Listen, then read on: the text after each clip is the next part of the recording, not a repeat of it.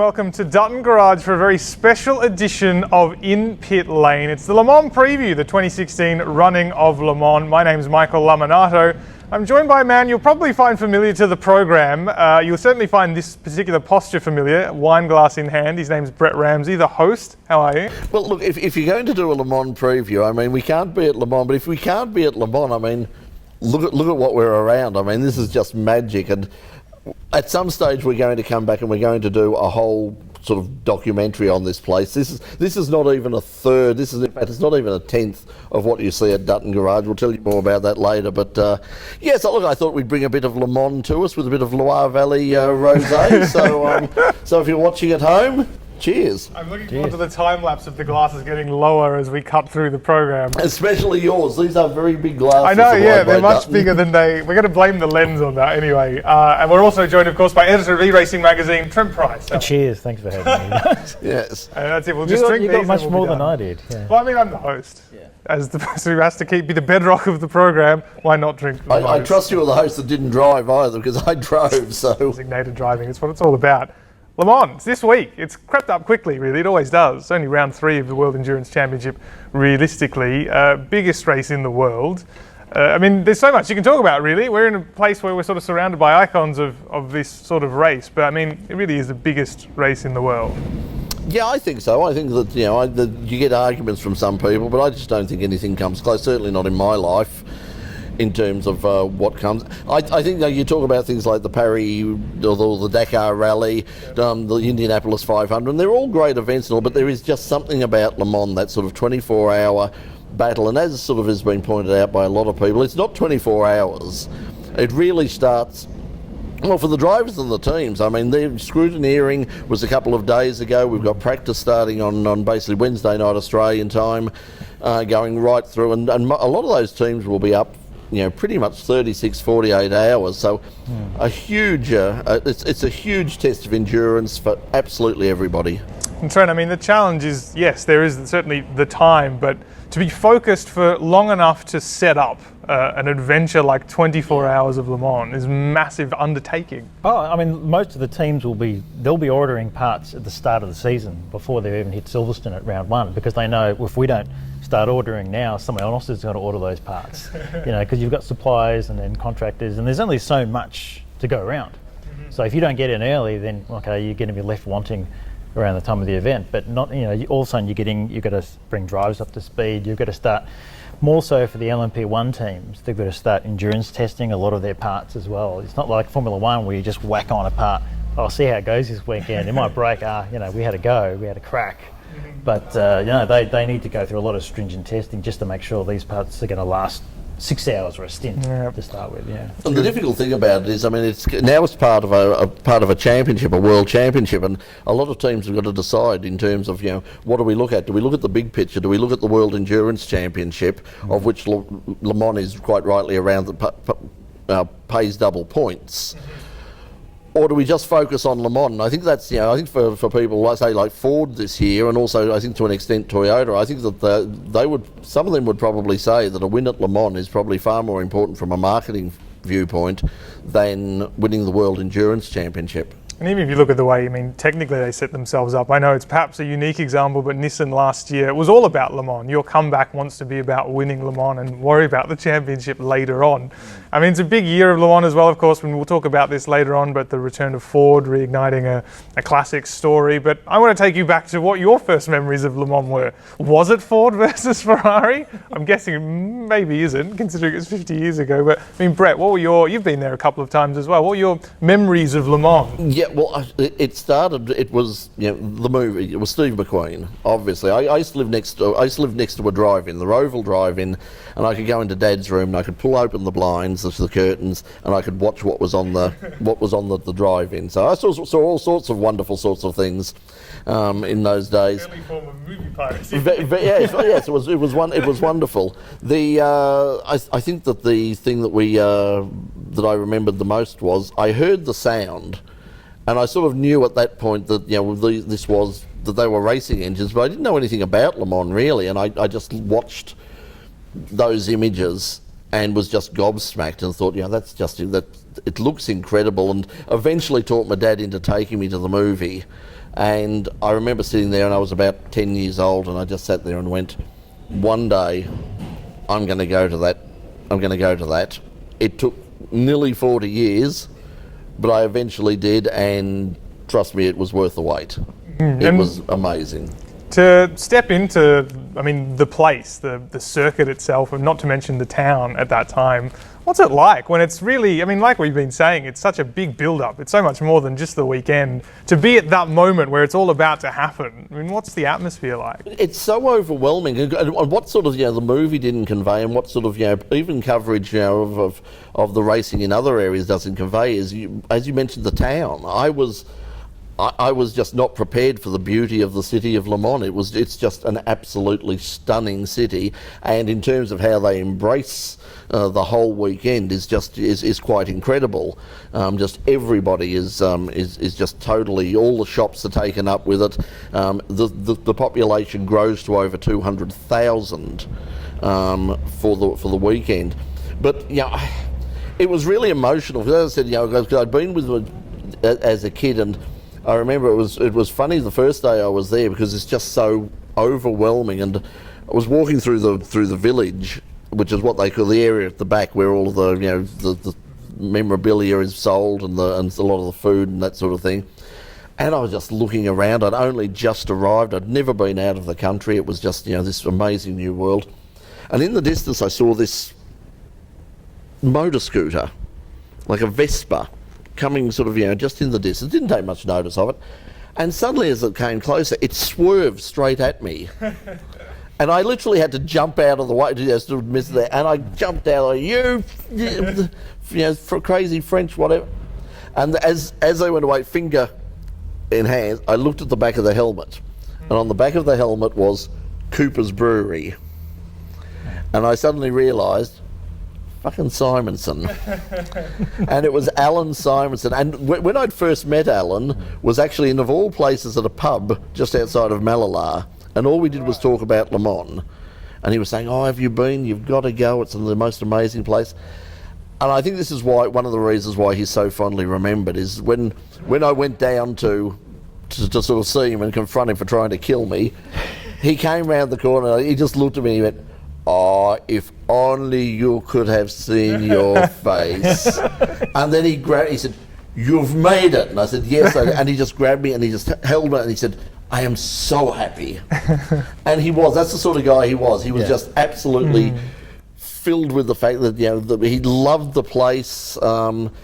And everybody who goes there, it's just there is just this magic to it that I've just not experienced at any other. I've been to Grand Prix of all sorts. I've been to the Goodwood Festival at Speed, Montleray. I've been to all sorts of things over the year. Nothing compares to Le Mans. Mm-hmm. And Trent, we were of all great places, Phillip Island only recently. What are your memories of Le Mans? Can you compare them to just domestic motor racing? Is it on a similar level? It's odd because the first experience I had of Le Mans was some posters.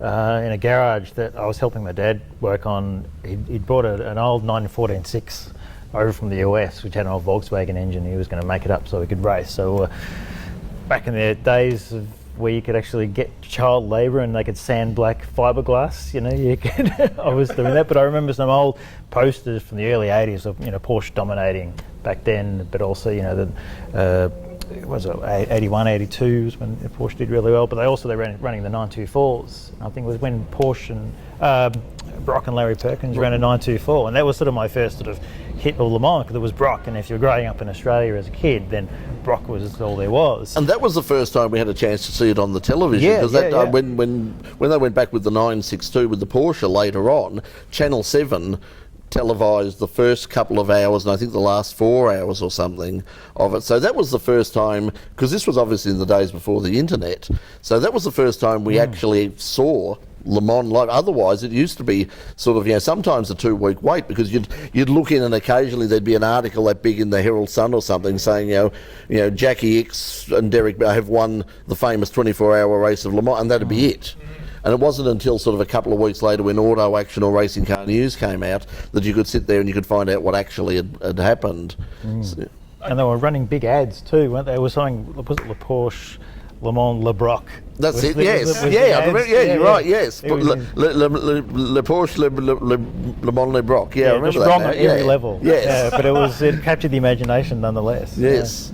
There is something about the sight and sound of Le Mans, and every specific great race around the world has it, whether it's you're looking at sort of the vista of Monaco or the Brickyard or whatever, or, you know, giant sand dune for the Barry Dakar. But for Le Mans, there's something very specific about watching and hearing it, whether it's because the track is so ludicrously long or the sound of the cars, as you said, that engage you so early on, and even the way it's presented. And I think, I mean, just to mention one, like Radio Le Mans is such an important cultural institution at this point that is in itself, I mean, it's almost like the Murray Walker's voice of Formula One in some respects, isn't it, Brett? Yeah, I think that you can't underestimate in terms of how the spirit of Le Mans is spread around the world. And I think that it worries me that the ACO perhaps to an extent does underestimate the effect that Radio Le Mans has had over the years, because I mean we first came in contact with them when we went the first time, and it was once again before before they were broadcasting on the internet. They were just broadcasting around the circuit, and that was before John Hindhaugh and Eve Hewitt had taken the thing over. We spoke to a guy called Gary Champion about it, and they were in a tiny little caravan down in amongst all the pit then with the Michelin, sort of the used tyres and all the rest of it, just watching on little monitors, and they were starting to get involved with stuff. I think actually thinking about it, they probably were on the internet at that stage, but the last few years it's become, and they say it themselves, it's become the equivalent of the BBC's Test Match Special. And if and you can get a lot of entertainment out of it. Just even sometimes if you're not watching it, sometimes it's better just to turn off the television and lie back in bed under the covers like you do with a Test match, and just listen to the thing progress over the night. And I think they do a really good job of capturing that bigger picture. It's not just who's leading on it, but there are other things involved, and I think they capture that very well. And the proliferation of those voices has been so key to communicating what is such a big idea, whether it's Le Mans or whether it's the other endurance races, which is so hard to encapsulate. I mean, Trent, you're an editor of a magazine that tries to bring home something the size of the 24 hours or any of the 6-hour races. How hard is it for these guys, and for the likes of yourself as well, to condense 24 hours of racing into something that can be an understandable narrative? Well, as Brett was saying, John Hindhaugh, he just does an amazing job, and you can't actually dissect what he does, because he just manages to do it effortlessly, just in terms of bringing people in. And I guess he just does it subtly along the way without you even sort of knowing, almost by osmosis, and brings you into it either via stories or just sort of history, or just by his personality and just his infectious nature. You get so excited about the event, it's hard not to be brought into it. But you're quite right. I was having this discussion with Danny Chen, who used to do a lot of PR for Toyota, and we sat down one day and said, well, how do we promote the WEC? 6 hour, who's going to sit down for a 6-hour race? They'll fall asleep most of the time. Ironically, most of them are probably more exciting over 6 hours than an F1 race has been over 2 hours. But just in terms of having someone sitting there and watching a thing, and then you've got to sort of put it into bite-sized pieces for people to watch. It's very, very hard to do. And I guess the best thing they've been able to do is 1 hour highlights. But it is really the sort of, there is no sort of right answer, no silver bullet. You just got to, it's one of those things where you grab your friends over and you just camp out and you just do it. I think the other thing too is it's a lot like Test cricket. I mean, people who don't understand the magic of Test cricket is it's a narrative. It's a book that sort of the pages, and you go, oh yes, and you think you know where it's going, and then suddenly sort of you turn around and go, oh my God, I wasn't expecting that. Yeah. And I think that's one thing they explain very well, because, and that's once again the thing. You can dominate Le Mans for 23 hours and 58 minutes, and with 2 minutes to go, it all goes west. Well, there's your marketing point. If you love Game of Thrones, you'll love Le Mans. Yes. Except you do get an ending at the end of Le Mans, one way or another. This is the In-Pit Lane Le Mans preview from, I was going to say live from Dutton. It's not live. It was live when we recorded it from Dutton, and there's plenty more in a moment. And while we're taking a break, I just want to say thanks to our friends. We're talking about great roads and great motoring experiences. Victoria has some amazing roads out there. We were at the Lake Mountain Sprint on the weekend, and there are some fabulous roads. If you would like to get out there and experience some of these amazing roads and enjoy them yourself, can I suggest that coming up, keep the weekend of the 24th and 25th of September. I think there's some sort of football match happening.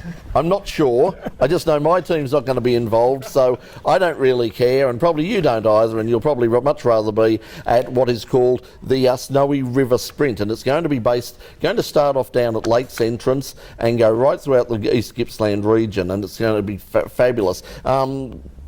It's the complete Targa Rally experience. You've got two 38-kilometre stages set against the spectacular backdrop of East Gippsland, the Gippsland Lakes, 9 national parks. Plus you've got great restaurants, fabulous restaurants, wineries, a few breweries as well. So they're there as well. Also, this is supported by the East Gippsland Shire Council and lots of the businesses there. So they really get behind it. It's a really big event. So head down there if you've got a classic car like the cars we're surrounded by here at Dutton Garage. Get down there and have a look at and take part in the sprint. If you want to find out more about it, go to the Mountain Motorsport website. It's at www.australiantarmacrally.com. And also check out the In Pit Lane YouTube channel. In the next few weeks we'll have highlights of the Lake Mountain Sprint, which was held a couple of weeks ago.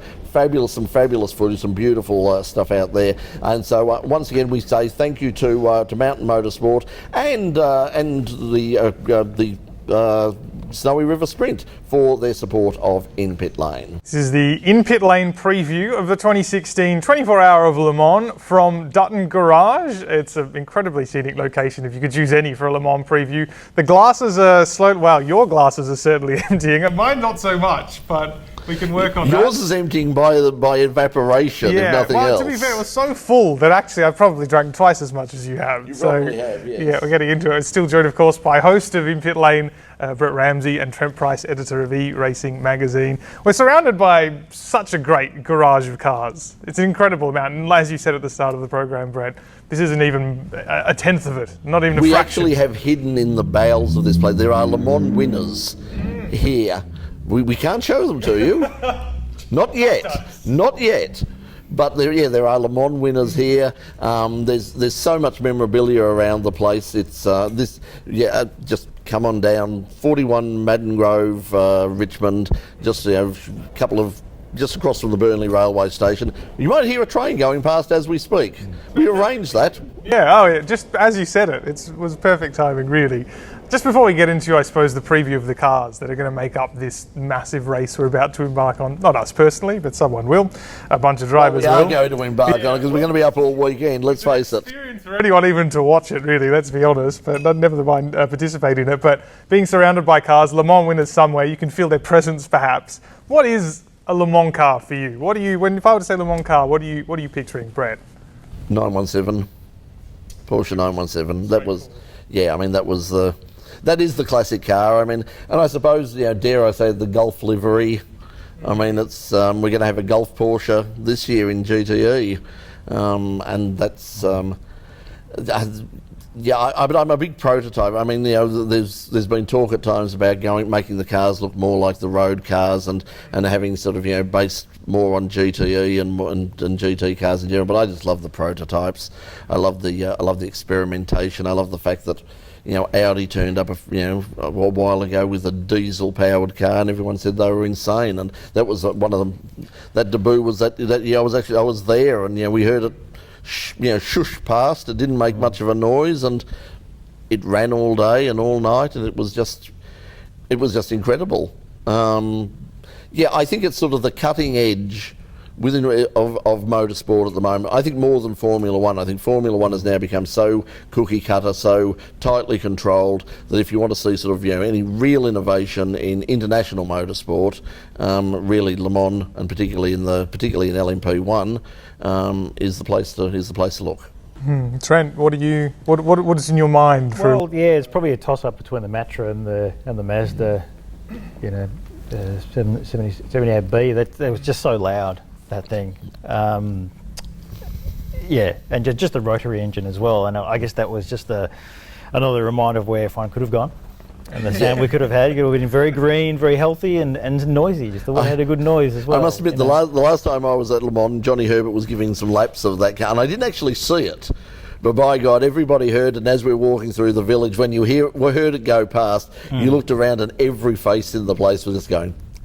Yeah. Just looking at each other with unbridled joy. It's like, oh my God, listen to that. But that's the thing about WSC and Le Mans, is that you've got such a colour or a palette of different sounds. I mean, there's an amazing shot of a blind man near the fence, and he's just listening. And I don't think you could do that for Formula One, because everything pretty much sounds the same. And I said that, and he could identify cars as well. He just sat there and said, Lamborghini so and so. He knew most of the cars going past, because they are that different. Well, it's an incredible event in the fact that you do have so many different categories of cars. And beyond the differences in the categories themselves, you can't really see something like that in a conventional top-tier motorsport category. And they're all competing at once for Le Mans honours. We may as well have a look at them first. But first, we did mention technical innovation. There is, of course, a part set aside at Le Mans for a technical innovations Garage 56, and it's a little bit different this year. It's confirmed for another couple of years, I think I'm right in saying. Frédéric Saucet, I think that's the correct pronunciation. My French isn't fantastic, despite hosting a Le Mans preview. But it's all about how he's innovating to work around the fact that he's had to cope with some pretty awful stuff in his life, Brett. Remarkable. He was a passionate lover of motorsport, apparently a businessman, a very successful businessman who contracted a viral disease, which essentially they required him to lose both his arms and his legs. Now, you would think that this would be considered something of a setback in terms of your dream to one day drive at Le Mans, but he hasn't let that stop him, and thanks to the ACO and the Garage 56 classification, and it's normally based around like really interesting, technically different cars. But this time, the car itself is pretty straightforward. But how the car is controlled and the man who's driving it, one of the men who's driving it, is just an amazing story. And it's to be at Le Mans like that in such a different way, in such a unique car. I think embodies Le Mans in some respects. It's such an incredible challenge that why not have a go at something like this. But that's of course to come during the race. But let's start from the GT categories. We may as well start from there. We're going to see, first of all, as we've seen in the first two races of the Endurance Championship, it's AF Corsa and Aston Martin that'll be battling out here. And Aston Martin had no finishes this time last year, so surely that's going to be operating in the back of their minds, Trent. I think it is, but I think also we've just had some recent balance of performance updates, and of course for those people who watch V8 supercars, they'll notice that Ford and Holden are always trying to go, we need a little bit back, we need a bit of weight, and we need a bit more on the spoiler at the front. And this is always a constantly ongoing and shifting thing with GT, E-Pro and AM, to a lesser extent AM, but definitely Pro, where if you've brought Ford coming back this year, and it's their 50th anniversary of winning Le Mans in 1966, so you could argue they've been granted a bit of dispensation in terms of weight, in terms of to get a bit more performance out of these cars as well. Aston Martin have benefited it as well. They've had a bit, 20 kilogram weight dispensation as well. So this helps not just over one lap. It's not so much outright speed, but in terms of less stress on components over the course of the race. This is going to really help a lot as well. But of course there was a bit of discussion about whether people were sandbagging as well because we've had the recent Le Mans test, and we had a balance of performance upgrade before the test, and then we've had another one since the test, which is a bit ludicrous when you think about it, because obviously some people can fox a little bit.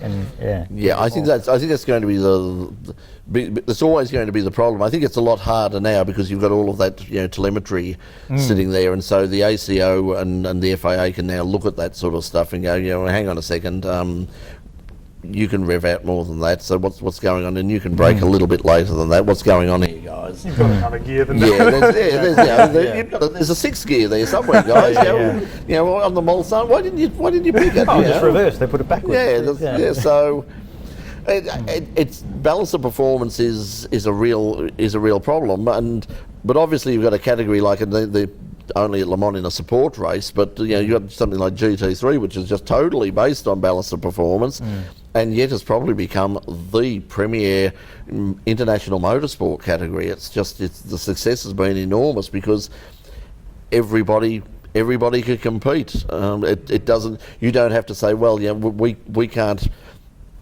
get involved because we don't have a car that's suitable. You can make virtually any car suitable, and they will massage the regulations to try and bring you up to the level that everyone else is. But it's a hard balancing act. Well, certainly it is. I mean, the LMP1 and 2 categories are dealing with at the moment, and we'll see that play out over the next course of a couple of years. But in the Pro class, I mean, that's where the story is going to be. It's 50 years since Ford took those, it was all 3 spots on the podium, wasn't it? Didn't they? It was a historic year, and they're back for it, and they've been slowly building up to this. I think was it only last week where they did a rough outline of the track through Paris as a bit of a promotional, and I thought that was interesting anyway. And again, a little bit of sandbagging controversy if you like, but it's all building up to this idea that I think they just really want to suddenly arrive at the track and be really impressive, Trent, and they really want to nail this race. It'll look bad if they were nowhere. Jumping into this race with all the sort of history behind it. But Ford don't just jump into it just to sort of hang about. They've got some great drivers. We've got Harry Technell, we've got Andy Priaulx there as well, Stefan Mook. I mean, these guys, they know the place, they know how to drive. It's just whether the car's going to be up to it over a distance over 24 hours. I mean, it extends to every class and every category. But this year we've seen even 6 hours has been hard for a lot of these guys to get through. Now this is 4 times the amount. How they're going to do this. And I suppose Ford are a little bit underdone in that area compared to the other teams. And that's the thing, when we brought up that some teams will want to concentrate on Le Mans, but the whole point of doing the WEC season is to try out your cars and see how long they last. And even Toyota, which we'll touch on later, have come across some pretty big issues with their engines, and they haven't got time to fix them. So, yeah, Ford they're definitely up against it. Let's make no mistake about that. It's not going to be as bad as Nissan's effort by any stretch of the imagination. One hopes. But look, I think they'll be there. And I think, look, you never know. Le Mans throws up surprises, and I think they're throwing a lot of infrastructure behind this. So yeah, it's a tantalising battle, isn't it? Ford versus Chevy versus Ferrari versus Porsche versus Aston Martin. You can't get it anywhere else, can you? just incredible. But I think, my one sort of caveat on the Ford thing is that it sort of concerns me, and I know why the ACO and the FIA have done it. But the fact is, as we sit here at the moment, there are no, as far as I'm aware, there is not a single street registered Ford GT running around anywhere at the moment, and that's really not what GT is about. I mean, the whole idea is that so they're heavily modified versions of the cars that you can actually go out and buy. And yes, you will be able to buy, or according to Ford, you will be able to buy a Ford GT sometime later. But at the moment, there are no Ford GTs. But yeah, I don't think everyone said they're sandbagging and all that. I'm not sure that they are. I think that a lot of people, it was a bit like the thing with Nissan as well. I think a lot of people go in there sort of expecting too much. It's like, Ford are coming. Oh boy, you look out. And as Nissan found, it's no matter how much money you throw at these things, and no matter how many resources, no matter how much you've got in the way of resources, it's not as easy as a lot of people think. And but I mean, how do you pick a winner in either GTE AM or GTE Pro? I've got no idea. No, I really have no idea. You don't. I mean, a lot of these cars are so new as well. Even the Corvette, you've got the new CZ. It's doing pretty well, and they did well at Daytona, obviously, under slightly different parameters because they had less weight, and air restriction was a bit more lenient in that, and they had that famous 1-2. There was nothing in between them. It was an iconic shot. But Ferrari as well, they've got a new 488, and that's had a few teething problems, astronomically quick, and the drivers are astronomically quick, but they've had problems over the courses. But having said that, one's always there to pick up the pieces if the other one doesn't finish. But you just don't know. Yeah, I mean, you can't rule out, some people are saying, Porsche, with the new regulations, they can't take advantage of the aero as well. But I mean, would you, who in their right mind would rule out people like, we've got our actual outright winners from last year now coming back into GT. And unfortunately, they split them. I don't know why they did that. Nick Tandy and Earl Bamber are in separate cars. So really, in terms of going sort of the back-to-back, albeit in two different classes, only one of them can do it. It would have been nice for them to be together, I think. But, it's probably a great opportunity for one of the smaller teams or someone like Aston Martin or something to come through because, as you say, the Ferrari, turbocharged engines over 24 hours, they haven't done a lot of that sort of thing. We don't know about the Fords. We do know that probably Aston Martins and particularly the Corvettes are probably just going to, and the Porsches, are just going to go round and round and round and round forever and a day. Given this is a Le Mans preview, can I ask for a prediction more so than it will be good and interesting racing? Is anyone willing to actually make a call on it? On either category of the GTs, Trent? I'm going to go Aston Martin. I'm going to put it out there, yeah. I think in GTE I am. Delalana and Matthias Lauda, and they were leading last year. They were doing really well, and Paul Delalana sort of spun it at towards the end of the race. I think they can certainly win GTE AM. I think Corvette. I think the Corvette will, they've got they only come for this one race a year. That's all they're focusing on in terms of the World Endurance Championship. They turn up every year at Le Mans. They do an amazing job. They're there at the start. They'll be there at the finish. And their crew's amazing. You only have to watch the Corvette guys pull a whole front end off, or the whole back end off, just and everyone would just gobsmacked. Even the LMP1 pro guys would just stand there with their mouths open how quick they turned it around. And it was literally just guys yelling at each other. It was just indecipherable, and yet they still got this thing back on the road. And one of the friendliest, and one of the most popular in France as well. People might be surprised at that, but in terms of the locals, they adore the Corvette team. They just absolutely worship them because they're very friendly. They're very hospitable people, and when they win, they know how to celebrate. Oh boy. And just briefly to close off the idea of the GTs, that dream, the Ford coming back, that myth, it's an important one, it's a big deal, but how do you think that they will fare? I think they've learnt a lot over the last two races, and they learnt a lot at Daytona as well, and they've been testing a lot. And I think it's funny, it's one of those things where you have teething problems in the shorter races. I just have this, don't ask me why specifically, but I just have a feeling they're going to do really well. It was like Porsche's first LMP1 effort at Le Mans when they came back. No one had expected them to even sort of finish or get till the morning, and they did. And they came just within, just almost touched the finish line and won the event. I think Ford are going to have that kind of race. I don't think they may not finish, but I think they're going to get real close and do very, very well. And people forget that engine is not an unproven engine over long distance. It's basically the same engine that's been in the Daytona prototype for the past few years. So it's done a number of Sebring 12 hours, Daytona 24 hours, Petit Le Mans. So it's not unproven. Now let's talk LMP2. Huge class, huge pick of the field, and the last before we get LMP2 changes next year as well. Unnecessary LMP2. Well, let's start with that first of all. Considering we do have so much going on in LMP2 this year, is this going to be sort of a year we'll be remembering fondly, and everything's gone all terribly from next season? I don't think it'll go terribly. I just think I don't know what the French is for. If it ain't broke, don't fix it. Because when you look at the racing we've had, not just in the WEC, but also in the European Le Mans Championship as well, the racing has been fantastic. They've got huge fields. It's basically the leading category amongst the Daytona Pro in the United States. LMP2 is there. It's growing in Asia with the Asian Le Mans Series, and I understand why they have done it, but I know they want to keep control of costs and all the rest of it, and make sure it doesn't get out of hand. But it would be nice if they could just keep things the way they are, I think. Well, I think the ironic thing was that when they put this in place to save costs, you had some teams like Stracker who didn't want to borrow it. It's like, well, we're here to innovate. Yeah.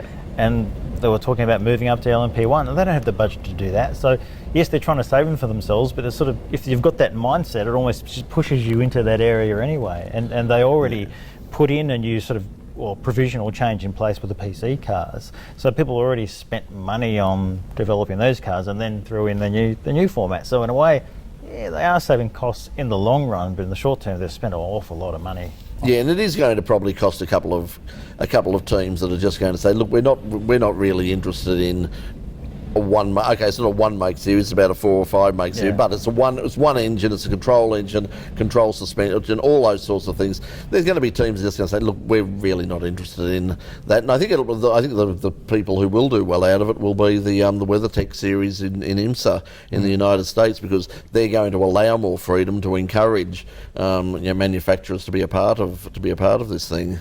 Now, KCMG won this category last year, invited back, of course. They've moved down into GTs this year.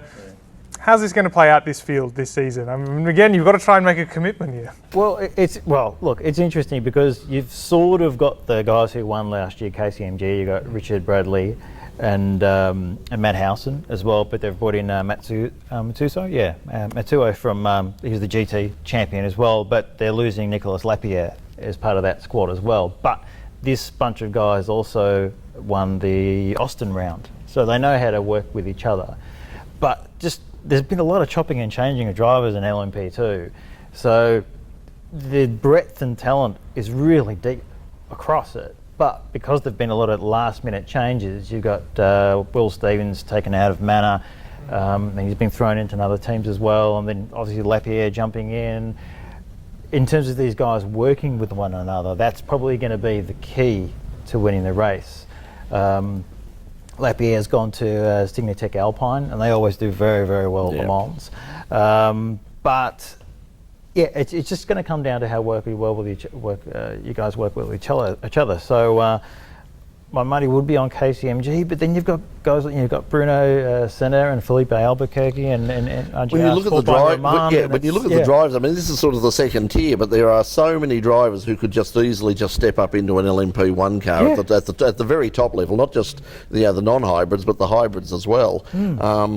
It's once again impossible to make a prediction. It really is, and the thing about it is, that it's going to be a 24-hour sprint. They don't have the luxury of being able to say, look, we can play the strategic game here.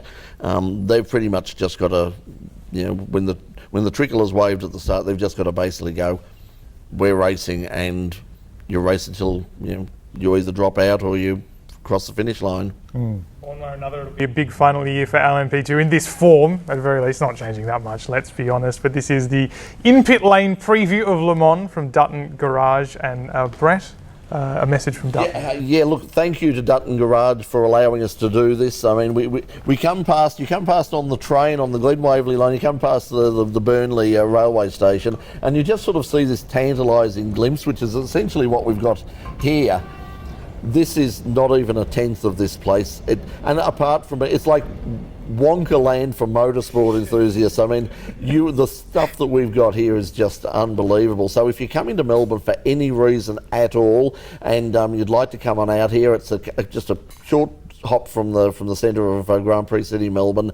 Come on out there. There's a cafeteria, there's a cafe here, and it's not just the cars. I mean, the architecture here, the memorabilia that's around the place, the posters and photos on the wall, just unbelievable. And Dutton have become international leaders now in the selling of high performance and prestige automobiles. Also, down below in the secret squirrel area is a massive motorsport garage where they can restore cars, prepare historic race cars, all sorts of things downstairs. Had the opportunity to have a bit of a sneak preview down there, and there's Formula One cars. There are, as we said, there are Le Mans winners down there.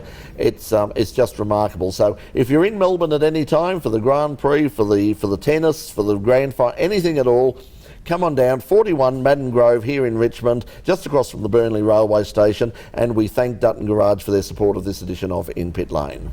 Absolutely. 5 minutes on LMP1. I think we needed at the very least 5 minutes on LMP1, because we've also got some words from some of the guys involved this weekend ahead of the race. But plenty to consider for these guys as well. Not to mention that there'll be some talk later in the week about what exactly this category is going to look like in the future for the privateers, perhaps some changes to bring them back into it. But I think that's the interesting one for us, is to have a look at that. It's an unofficial category. I mean, this is the thing, and I think it's going to be very difficult because the ACO and the FIA, they want to make these things a bit more competitive, but they can't make them too competitive. Because imagine, like you're a Toyota, a Porsche, or an Audi, and there are rumours of another manufacturer coming in the next couple of years as well. You're putting in all those millions and millions of dollars and innovating in the way that you do in LMP1, and suddenly somebody, with what is a glorified sort of, privateer entry turns up and is faster than you. It's not going to look good. So it's about, but you got to ask the question at the moment: why bother? I mean, there are 3 cars there. The Rebellion, which is probably the best looking car of any out there, beautifully prepared, very fast, has been on the podium for the last 2 WEC rounds, and I mean you can't rule them out totally. No. But if Porsche and Audi had the 3rd cars that they had last year, you probably could rule them out, certainly in terms of a win. And yeah, I don't know what they're going to do. I mean, it's going to be interesting in the next couple of days to see. I think it's Thursday or perhaps Friday morning when they have the ACO have their traditional press conference, where they'll announce what they're going to do with LMP1 for the privateers. But fuel flow a little bit. You can't. How much weight can you drag off of them? What can you do? I'm not really sure. It was interesting because it was over a month ago where they actually approached the teams, and when I say teams, it was Rebellion and Bike Holders. And they just said, well, yeah, just go away and just write down what you want. What?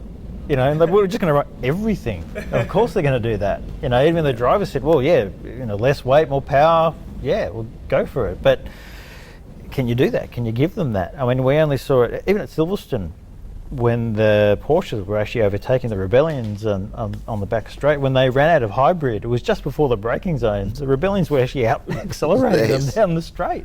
And so you don't want to give them too much. And of course, yeah, Audi and Porsche have got the most money to spend, but then you've got Toyota who actually want to rein things back a little bit because they don't have the same money. Well, all their money goes into the cars, whereas because Audi's marketing budget is probably more than Toyota's full budget for their cars anyway. So it's going to be a very interesting mix in terms of when they sit down to the table and what they agree upon. I think they've probably got to look at it, they should be looking at it more in terms of LMP2 plus rather than LMP1 minus. Yes. And just saying, okay, we've got these restrictions, these really tight restrictions coming in on LMP2. For those people who do want to innovate, we'll give you that opportunity in something that is not as advanced as, and give them a class that they can actually call their own and say, look, you're not going to win outright probably, but you do have a viable category that you can call your own and that will have a prize in it and will have a championship at the end of it. Now, the precursor to Le Mans was the Spa 6 Hour, and it was a dramatic event for the LMP1 category because I don't think there's a single car that wasn't affected by some kind of problem, which is pretty dispiriting when you consider the next race is significantly longer than 6 hours. Let's start with Toyota. Engine problems that they believe is down to Eau Rouge, and the fact it's quite a significant corner. There isn't that kind of elevation to be found in Le Mans, but is that really going to be, Trent, enough of peace of mind for them to go, look, it was probably just because the car had to go down and then up quite dramatically again? It's an odd one. It's a really odd one. I mean, yes, there is that compression through Eau Rouge and Radillon, but they said that Pascal Vasselon said himself that, well, one, there's no time to change it before Le Mans, but that's okay because there's no Eau Rouge at Le Mans, so it's not going to matter. But there are a lot of high-load corners around Le Mans, and that kind of talk just made me sort of think back to 2010 with Peugeot, when they said, no, everything's going to be sweet, no problem. When they all 3 cars had engine failures because they didn't account for the perfect conditions, and the track just drifted up. So they were running at higher speeds, and they were doing it easy, but rather than backing off, which is a terrible marketing exercise, they just kept going flat out and then lost all 3 cars, all 4 cars, but 3 DU engines. I've been surprised also. I expected the Toyotas to be a lot faster in a straight line than they've turned out to be. I thought that would probably be their strength. So I think that's going to be the interesting thing. Certainly in the test, they weren't as impressive in a straight line as I thought they would be. No, but I think they're probably their ace in the hole is their tyre life. Because at Spa, it was just massive. Like they were able to run double stints, and when Porsche came out, and I think their tyres were 23 laps fresher, they still couldn't get past the Toyota. So that's probably what they're going to rely on for this race. Next up is Audi, and we can hear from Dr. Wolfgang Ulrichs himself about the lessons learned last year for this year's all-new Audi car. We started very strong, winning the first races. Everybody was really happy about that. Then going to Le Mans, we saw that our car is the fastest one on the track. But at the end, during the race, we did not have the reliability that Audi normally always has and that you need if you want to be competitive there. It was tough for us. The second half of the season, fighting, maybe being able to win the championship, being very close, but never at the goal. Difficult for the team, but helping the team to grow even more together and taking all the strengths out of the team spirit. So we knew what to do. We continue as strong as we are as a team, and we prepare a great car for the next season. New aerodynamics, new hybrid system, revised engine, being more efficient on the engine side and more efficient on the aerodynamics. And we think with this package, we can be competitive. Well, I really probably wasn't going to say anything else. He wasn't going to say he was going to lose Le Mans or anything like that. But how do you see Audi going?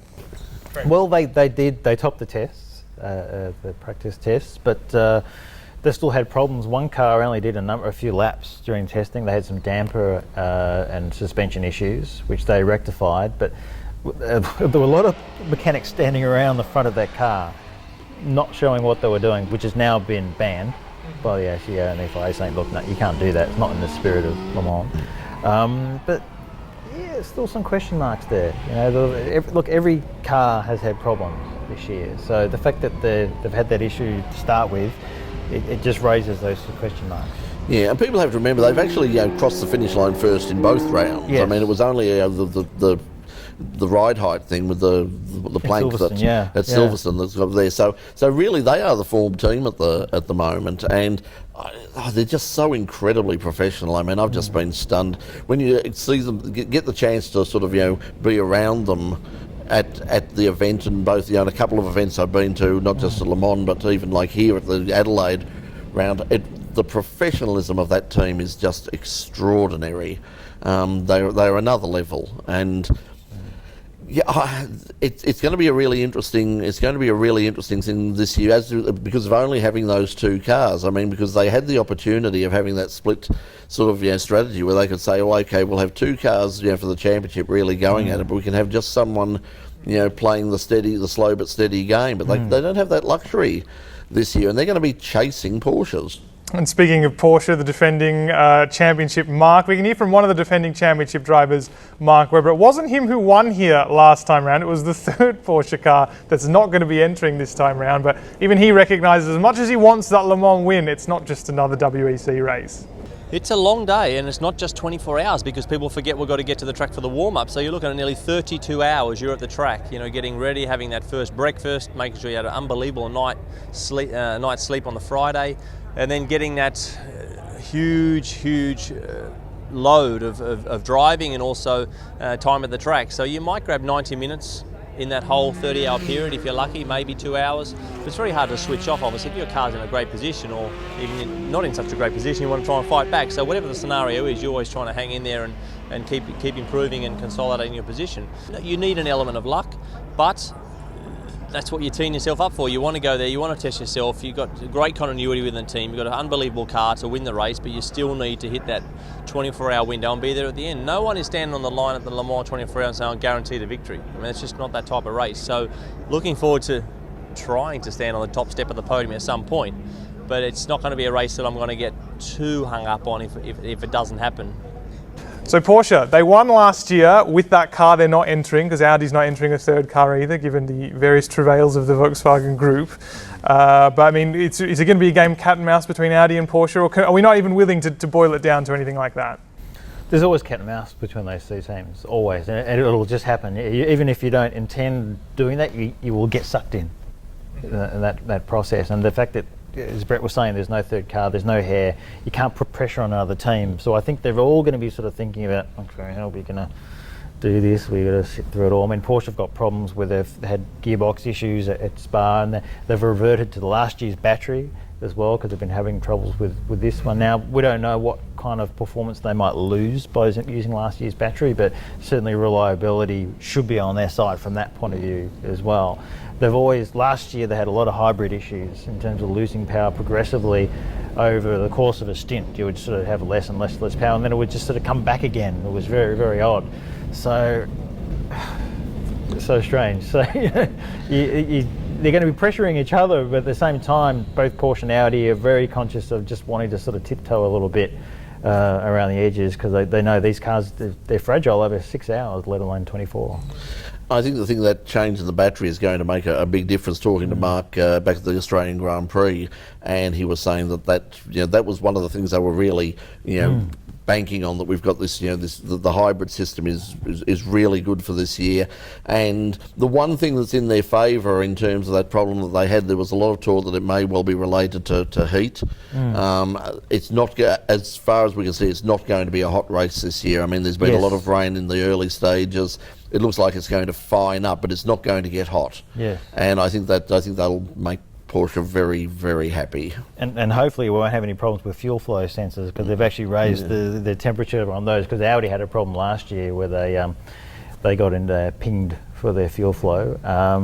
Going back to Daniel Ricciardo in F1 in Melbourne a couple of years ago, he's in fuel flow. Yeah, he's in freight. They just wanted part of it. The amazing thing for people who are not up with the technology that we're running at Le Mans at the moment is that the Audi that races this year at Le Mans, and that will do so with 47% less fuel than the first diesel Audi of about 8 years ago. And it's running fast. So 40, just think of that, almost half as much fuel as the original car used years ago. It's just the technology, and that flows back down to the cars that you and I drive. Well, you drive. I can't afford those sort of cars. I've a 10-year-old Hyundai, but you may be able to afford the technology that is being showcased at Le Mans this weekend. And that's what they're racing for ultimately at Le Mans in this championship. We've had trouble pinning down a winner in the previous categories. You only have 9 cars to choose from in LMP1 this year. Who's going to win it? Is it Porsche, Audi, Toyota, your Hyundai? Trent, what do you think? I think Audi will win it, but I'd love Toyota to break through. I'm sort of the same. I was going to say virtually the same thing, but I'll play the patriotic card and say I'd love to see Mark, especially with his past at Le Mans. And we know Mark. He's a terrific guy. He's been a friend of the show for years. I'd love to see him win it. He sort of says, look, it's not the be all and end all, but to add it to his various Grand Prix victories, I'd love to see him win, and I think they can. I think it's a damn good driver lineup, and if the car runs to its potential and doesn't have any problems, I think they've got the pace to do it. Well, there you go. That's the tips. The official tips are in for In Pit Lane. They're going to be the results, and it takes only 24 hours to find out who's going to win this one. Trent Price, thank you so much for appearing on your own program. Trent Price, I beg your pardon. What a confusing series. Trent Price, thank you for joining me. Yeah, it's for 24 hours. Yeah. Brett Ramsey, thank you for appearing on your own program. And Michael, thank you for hosting the program as well. Thank you for the wine. Eventually I will finish it. This has been the Le Mans preview for In Pit Lane. Now before we've got to plug. We've got to have plugs quickly.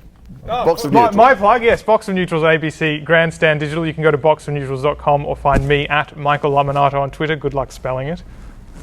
Oh, and E-Racing Magazine, we've actually got our Le Mans preview out tomorrow. So if you go to E-Racing Magazine on Facebook or look up E-Racing Magazine in a search engine, it'll come up, it'll be on the website. So we've got a 60-page preview of Le Mans. So if you can get through that before Saturday, then good luck to you.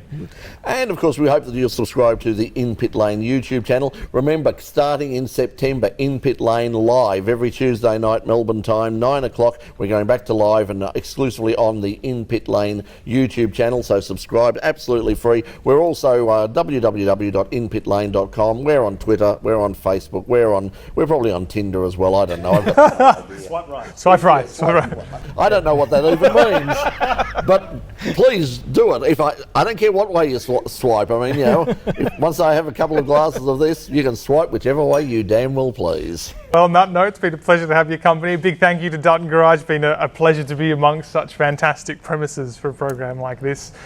Enjoy the 24 hour of Le Mans, and In Pit Lane will be back later in the year.